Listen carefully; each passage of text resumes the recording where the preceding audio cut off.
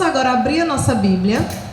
Nós, na verdade, não vamos falar sobre dinheiro especificamente. Vamos falar sobre finanças. Davi não tem não, né? A palestra aí? Tem? Vamos falar sobre finanças. E eu vou pedir para você abrir a sua Bíblia em Salmos, capítulo 24, verso 1 e 2.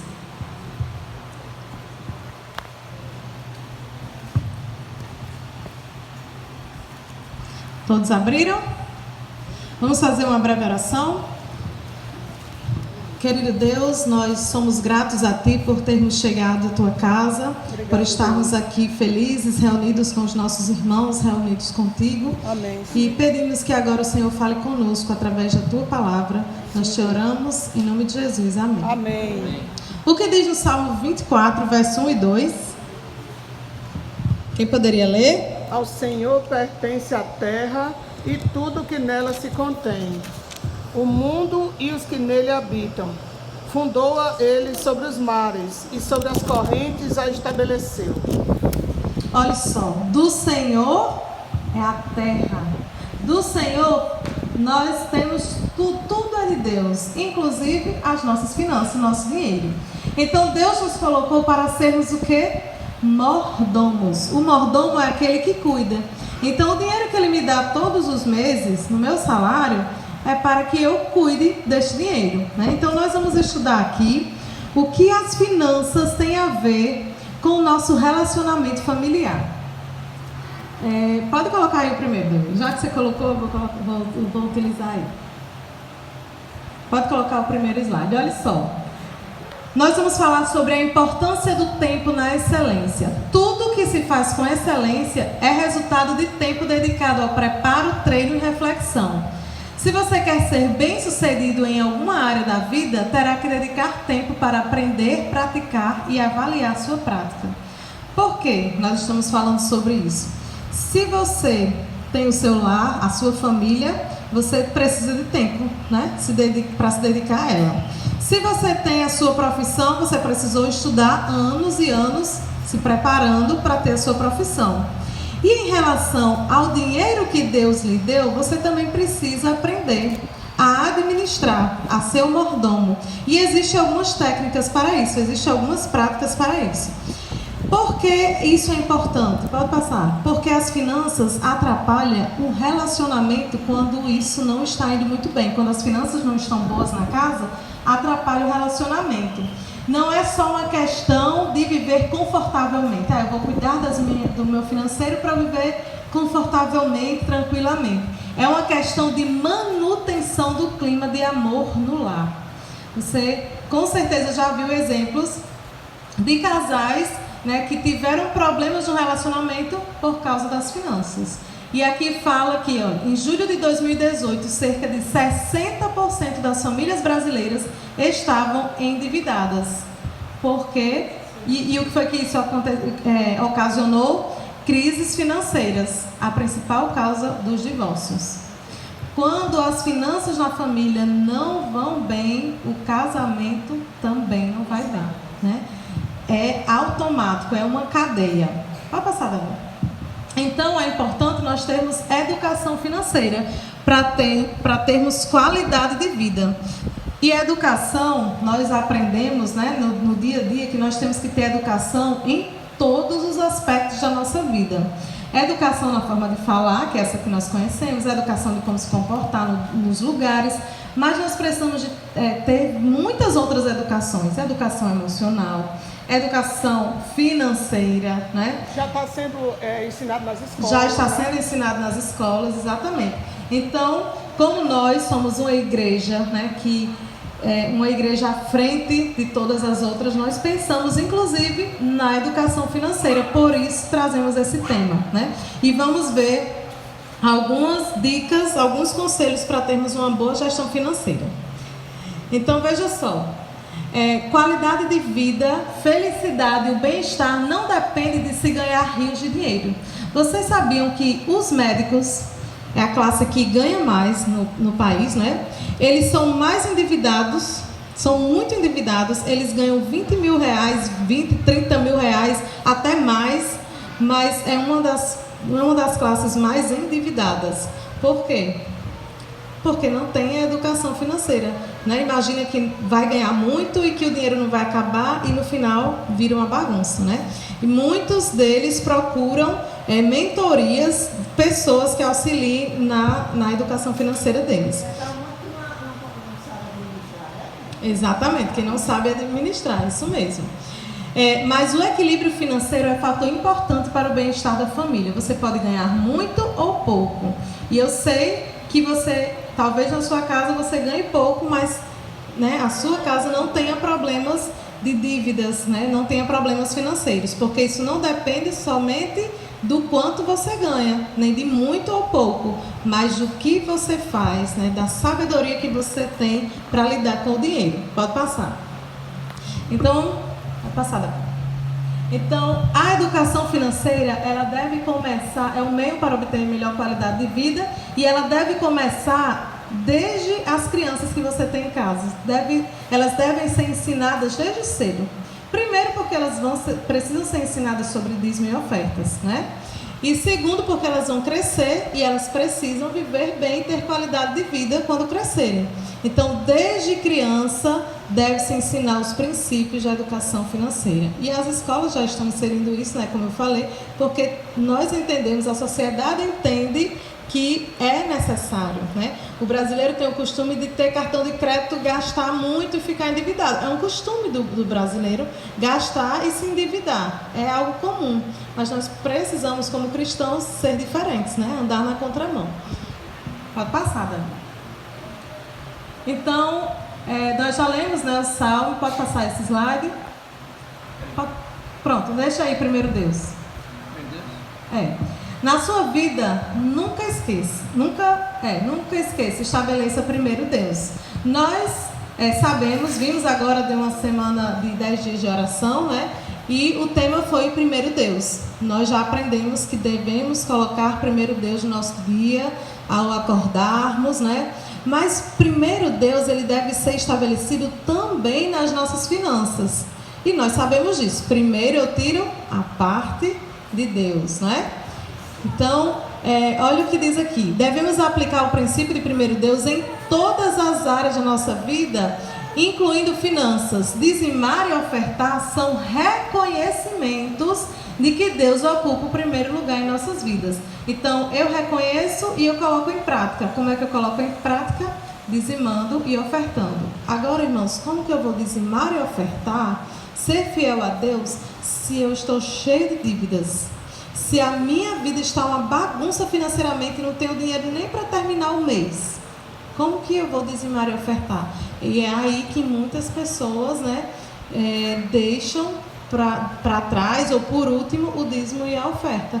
Por isso que nós frisamos aqui a educação financeira. Vamos cuidar da nossa educação, vamos ser educados financeiramente, porque isso vai atrapalhar dízimos e ofertas, vai atrapalhar a sua fidelidade, né? Vai atrapalhar a sua espiritualidade, você vai desanimando. Então é uma cadeia, né? Começa daqui, ó, e vai sendo uma sequência que vai caindo, né? E também os dízimos e as ofertas, nós sabemos que eles servem para quê? Para pregar o evangelho a todo mundo. E aí isso também vai diminuir, né? Pode passar enquanto ele fala. Quando a gente deixa de desenvolver o dízimo, muitas vezes nem desenvolver o dízimo e oferta, só a oferta. Quando a gente deixa de ofertar, quando a gente faz aquele plano financeiro e deixa de ofertar, fica um peso na sua consciência e você fica não tendo mais paz com Deus. Porque quando é como se você tivesse uma dívida e você visse agora a pessoa que você está devendo, você não sente prazer. Está devendo, está fugindo dele. Então, quando a gente deixa de devolver o que é de Deus, a gente não se sente bem na presença dele. E depois, isso vai até se normalizando e a pessoa nem se importa mais com Deus depois de um tempo. Depois de um tempo que o Espírito Santo fica ali falando, e você não escuta, é aí o momento que você sai mesmo e não, né? Volta mais. Infelizmente. Então, vamos ver agora conselhos para uma boa gestão financeira. Entendemos aqui na parte introdutória, todo mundo já entendeu que precisamos ser educados financeiramente. Agora vamos ver de que maneira. Primeira coisa, não tem outra saída a não ser estudar. Como é que você quer ser profissional em uma coisa ou se dar bem em uma coisa sem estudar. Não tem como, não tem como. Precisamos estudar. E o adventista, ele não pode ser preguiçoso, viu? E não gostar de ler. Eu sei que a maioria da população não gosta de ler. Mas nós, enquanto cristãos, precisamos ler, que é para passar para as pessoas. E para sermos um diferencial. Então, o primeiro conselho é estudar sobre o assunto. Se você quer ter um bom desempenho na área financeira, invista tempo para estudar. Recomendações de alguns livros, né? Administração Eficaz, Conselhos sobre Mordomia, de Ellen White, o livro Saldo Extra, de Antônio Tostes, são alguns, né, que nós indicamos aqui. Mas se você for no YouTube, também tem um monte de aulas sobre educação financeira, né? Se você procurar na Novo Tempo, tem revistas, né? Tem a revista Saldo Extra, né? Tem material na nossa igreja, muito material na nossa igreja sobre educação. Você pode pedir a revista de graça na Novo Tempo, certo? E cada vez que você vai estudando, aprendendo, você vai aplicando na sua vida. Pronto, pode passar. Segundo, acho que é o segundo agora. Deixe as finanças sob maior responsabilidade da pessoa que lida melhor com os assuntos financeiros. É o que eu pode faço. ser o homem, pode ser a mulher, pode ser a mãe, pode ser a filha, né? Sempre tem alguém que lida melhor com as finanças, né? Sempre tem alguém que é mais controlado, que diz, não vamos fazer isso agora, não dá para fazer isso agora, né? Mesmo que você fique com raiva, mas sempre tem alguém que vai dizer não para você, né? Então, deixa a responsabilidade com essa pessoa.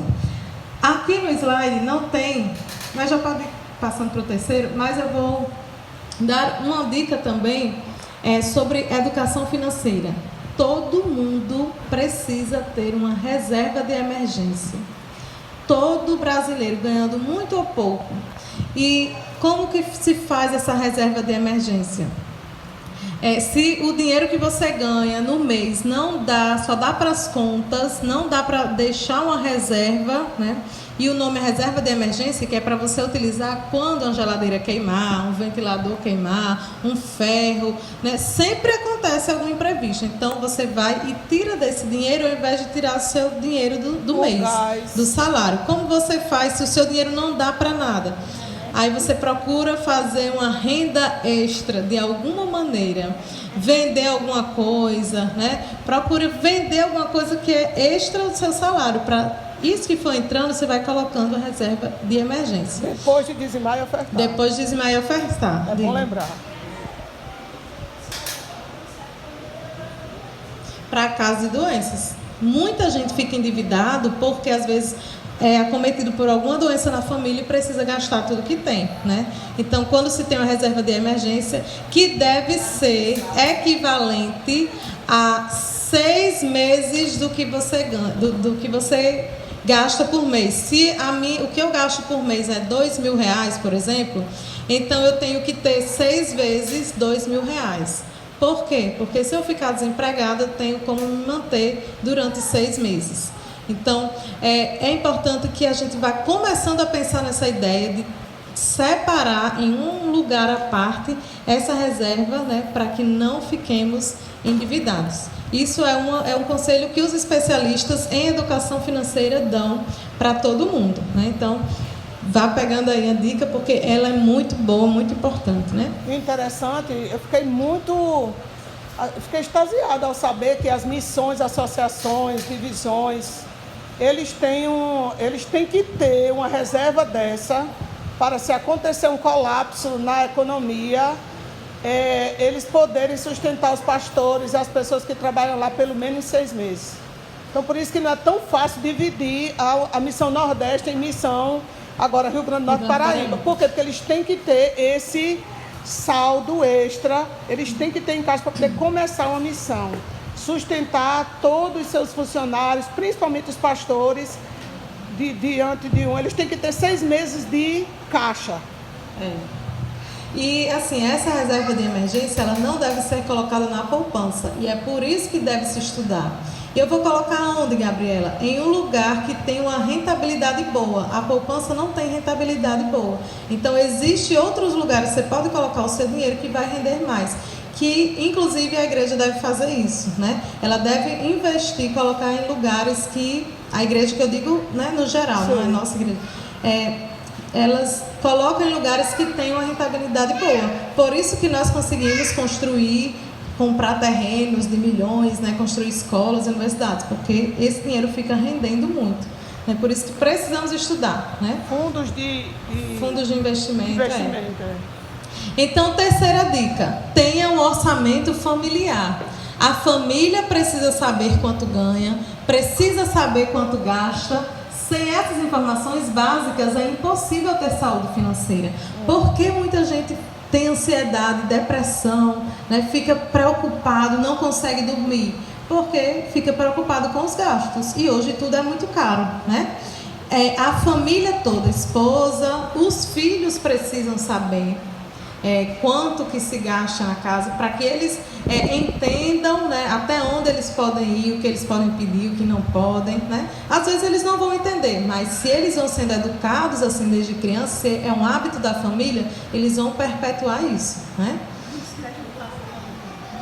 Pode passar, Davi. Tenha um caixa único na família. Casais devem unir finanças para uma gestão conjunta, evitando separação de meu dinheiro e seu dinheiro, né? Isso foi uma coisa que fez a diferença lá em casa. Depois que a gente já era adventista, acho que 1 ano ou 2, ainda tinha essa história de meu dinheiro e seu dinheiro. Até que um dia a mamãe disse assim: ei, vamos acabar com essa história de meu dinheiro e seu dinheiro? Depois que é tudo um caixa só, nós temos uma só bolsa, facilitou muito. Rende mais dinheiro. Quando tudo é um lugar individualizado, você não consegue fazer nada.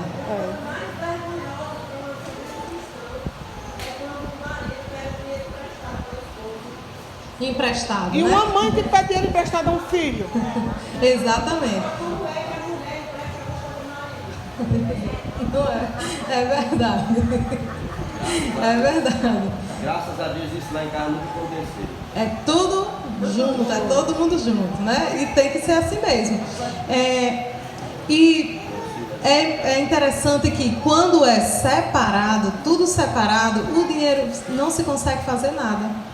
Não consegue fazer nada. Agora, quando é junto, aí você vê o dinheiro, parece que multiplica, né? Multiplica. É como comida. Se cada pessoa da família vai fazer a sua comida individual, se gasta muito mais comida, mais gás, e desperdiça mais. E quando você junta tudo, faz uma panela só, rende mais, você gasta menos gás, você gasta menos panela, você gasta menos tempo. Isso mesmo, como comida. Vamos lá, mais uma dica: nunca se esqueça de Deus. Essa é a mais importante. Vamos ver, para a gente encerrar, Deuteronômio 8, 17 ao 18.